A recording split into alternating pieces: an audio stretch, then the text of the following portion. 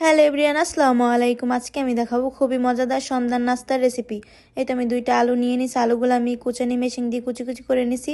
তারপরে এই তো সব মশলাপাতি নিয়ে নিছি, এখন আমি ম্যারিনেট করে নেব।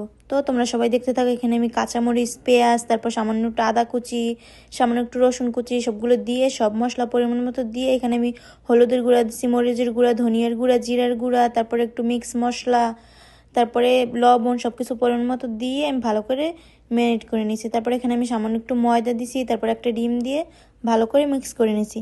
তো তোমরা চাইলে বানিয়ে খেয়ে দেখতে পারো, এটা এত মজা।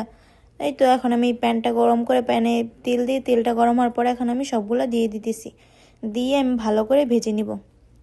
তো তোমাদের কাছে যদি আমার ভিডিওটা ভালো লাগে থাকে তাহলে আমার পেজটা একটা ফলো করে দিও অ্যান্ড একটা লাইক কমেন্ট করে দিও। আর যারা ইউটিউব থেকে দেখতেছো তারা আমার চ্যানেলটা একটা সাবস্ক্রাইব করে দিও।